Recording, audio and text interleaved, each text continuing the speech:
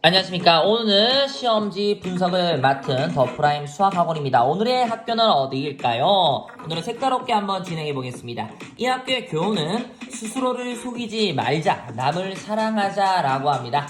자, 저희 학원에는 이 학교 출신의 선생님들이 굉장히 많은데요. 저 또한 이 학교 출신입니다.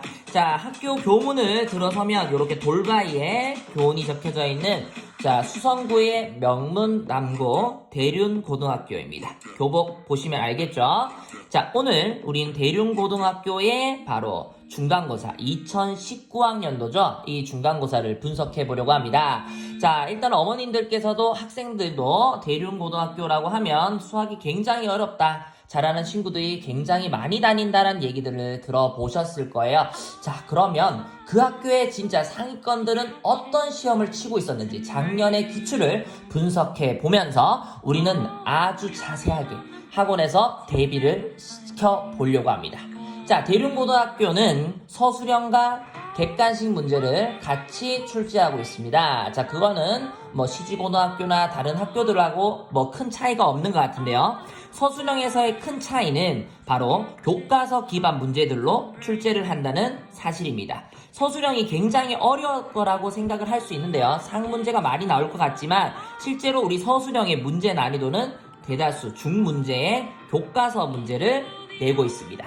그러면 서술형 문제는 친구들이 많이 어려워할까요? 아닙니다. 서술형 문제는 교과서를 탄탄하게 푼다면 크게 어려움이 없이 풀 수 있는 센의 중 정도의 난이도로 출제가 됩니다. 배점은 11점과 12점 그리고 12점으로 총점 35점이나 됩니다.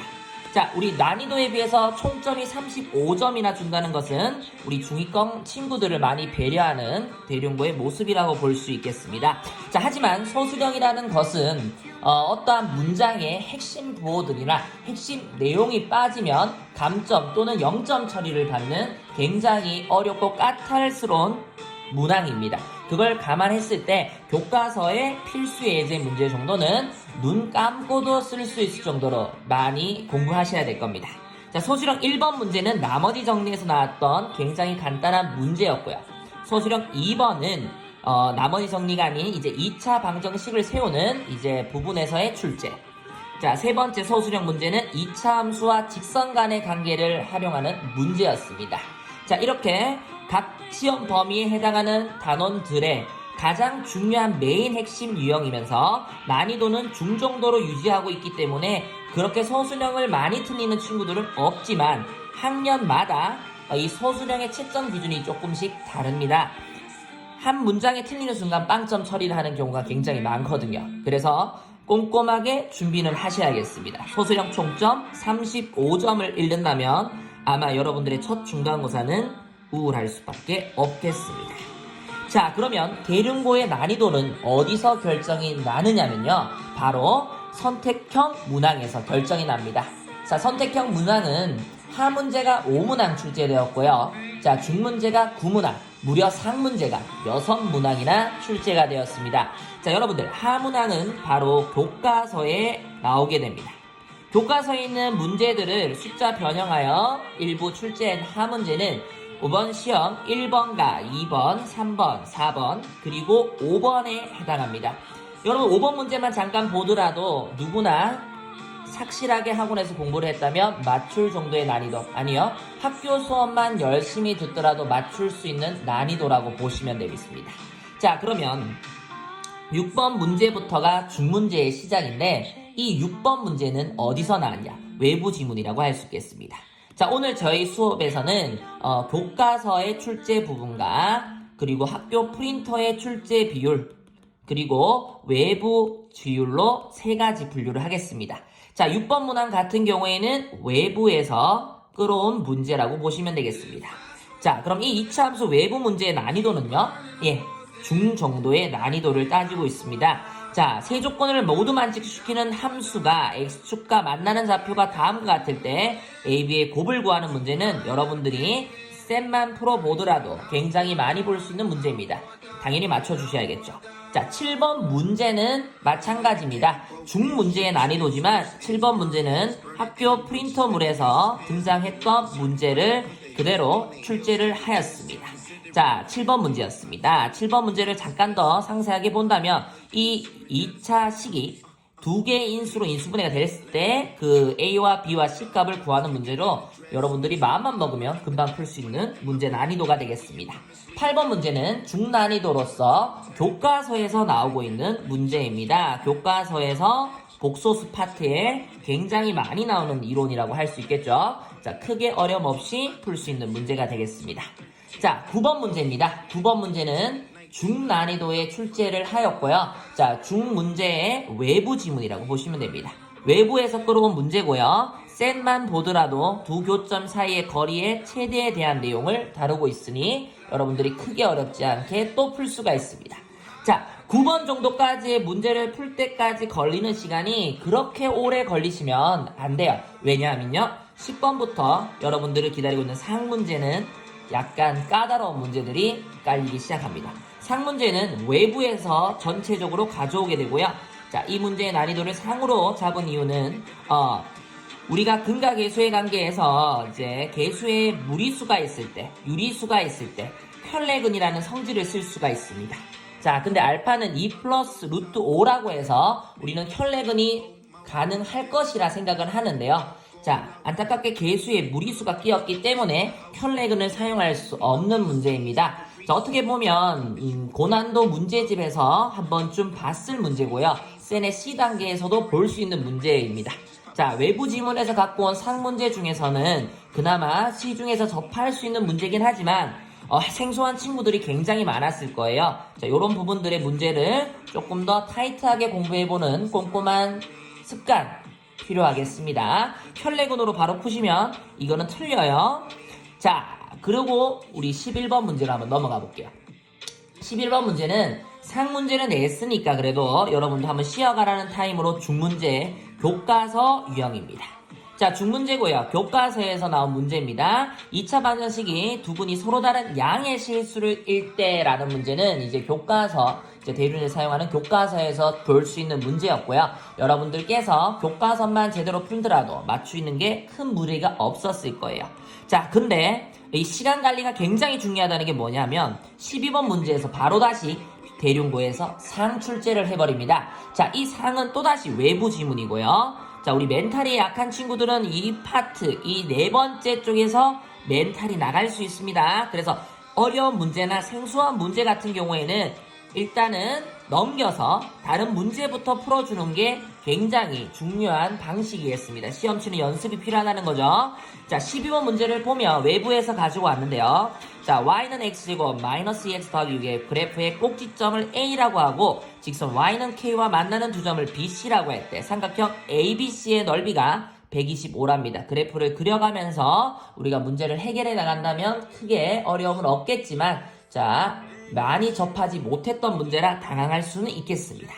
13번 문제를 넘어가 보도록 하겠습니다. 13번 문제 같은 경우에는 자, 난이도가 얼마냐? 마찬가지로 상을 출제를 했습니다. 외부 지문이고요. 자, 프린터에서도 볼 수 없고 교과서에서도 볼 수 없었던 문제가 연달아서 다다다다닥 출제가 되니 굉장히 당황스러울 수 있습니다. 자, 우리 나머지 정리 파트로 나왔는데요. 나머지 정리 어때요?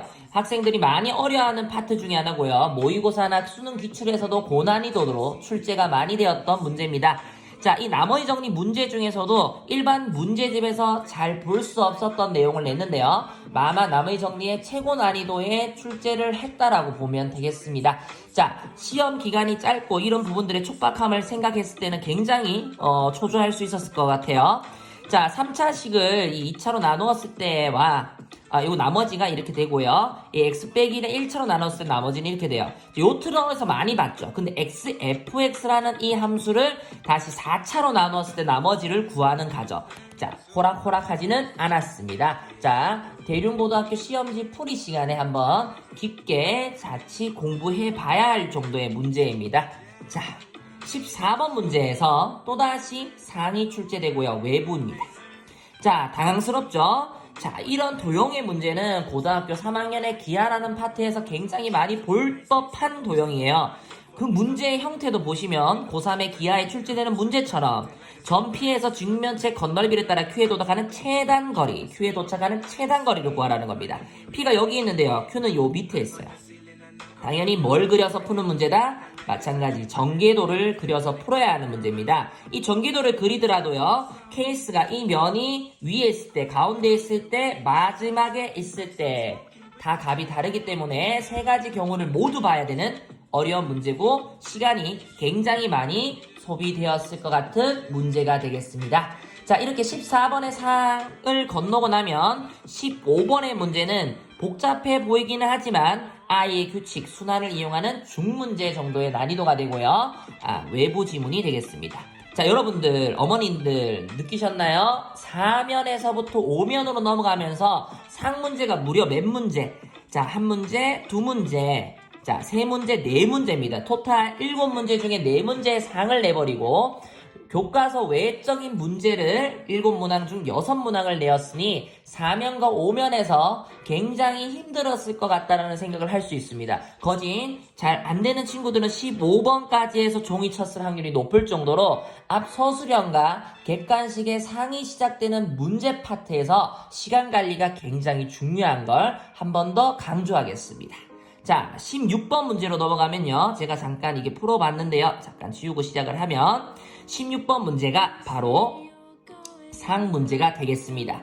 자, 우리 시중 교재에서 볼 수는 있지만 이 아이가 허근을 가지는데 그 허근이 세제곱 됐을 때 실수가 되는 원리, 이 원리의 기본적 개념을 모두 안다면, 자, 이때 말하는 기본적 개념은 교과서나 문제집에 나오는 기본 개념을 얘기하는 것이 아니라, 자, 이 문제가 의도하는 바를 완벽하게 이해하는 수업을 들었다면 쉽게 해결할 수 있었겠죠. 이 당시에 이 문제는 CG 지역의 CG고등학교에도 출제가 되었고 저희 학원 내신 대비 특강을 들었던 친구들은 쉽게 원리를 접근해서 맞추었습니다. 자, 그와 같이 사실 그 원리가 뭐 일반적으로 많이 수업을 하거나 하는 내용은 아니에요. 그렇다면 바로 4, 5면에서 멘탈이 힘들어진 친구들이 바로 6쪽에서 회복을 하려고 하는데 훅 당황스러운 킥이 날라온다는 거죠. 자, 이렇게 학교에서는 어떻게 하면 최상위권을 가려낼 수 있을까를 많이 고민하는 것처럼 대륜고는 상위권의 분포가 높습니다. 자, 17번 문제로 넘어가면요. 또다시 상문제가 됩니다. 외부에서 가져온 문제고요. 자, 문제는 기본적으로 당식 PX에 대해서 묻고 있는 내용입니다.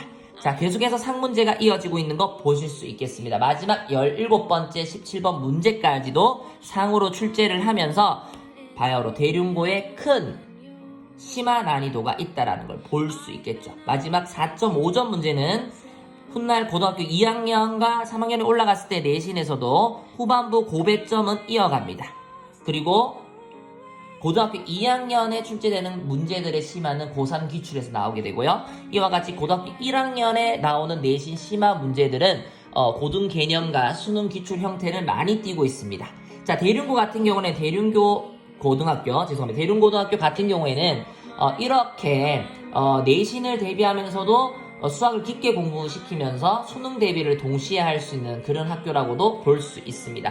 어떻게 보면 내신 대비뿐만이 아니라 내신을 치면서 모의고사 수능 대비도 가능하기 때문에 선택은 나쁘지 않은 학교고요. 자, 하지만 시험은 호락호락하지 않기 때문에 굉장히 많이 준비를 하셔야 돼요. 자, 다시 한 번 더 짚어드릴게요. 출제 소스입니다. 자, 교과서의 8문항, 학교 프린터물의 2문항, 그리고 외부 지문이 10문항이 나왔어요. 외부 지문, 외부 문제를 얘기하죠. 자, 그리고 상문제의 비중이 다시 6문항, 중문제의 비중이 9문항, 하문제의 비중이 5문항으로 타 학교에 비해 상문제의 비중이 매우 높습니다. 그것은 상위권이 많다라는 얘기죠. 자, 저희는 대륜고등학교의 시험을 치기 위해서 앞으로도 학원에서 개념학습, 이때 말하는 개념학습은 교과서나 문제집에 있는 개념뿐만이 아니라 그 단원 자체가 어떤 목표를 가지고 어떻게 이해해야 되는지 그 단원 자체가 가지고 있는 개념들의 공부, 그리고 어떻게 보면 시간 관리가 필요하기 때문에 기본 문항들 혹은 계산이 복잡한 문항들의 단시간에 풀어내는 연습, 시험 치는 시간 관리의 연습이 굉장히 중요한 학교였다고 볼 수 있습니다. 자, 그러한 부분들만 한다면 우리 대륜고등학교의 시험을 첫 시험부터 고득점을 노릴 수 있지 않을까 합니다. 자, 이렇게 오늘의 시험 해석을 마무리하고요. 대륜고등학교의 시험은 어떻게 준비하면 좋을지에 대한 내신 대비의 진행 이런 부분들로 다시 한 번 더 만나 뵙도록 하겠습니다. 자, 이때까지 더 프라임 수학이었고요. 대륜고등학교에 입학하는 친구들 요 시험지를 통해서 한 번씩은 대륜고 미리 경험해보시고 쉬는 시간이지만 코로나 기간에도 학원에 등원해서 열심히 공부하고 있는 친구들 뿐만이 아니라 온라인으로 수업하는 친구들까지도 최선을 다해서 공부해서 여러분들 처지지 않도록 하겠습니다. 자, 지금이 어떻게 보면 기회일 수도 있고요. 여러분들의 성적을 향상시킬 수 있는 부분이 많습니다. 여러분, 더 프라임 수학과 함께 내신 1등급, 수능 1등급, 최상위 대학까지 도전해 보도록 하겠습니다. 감사합니다.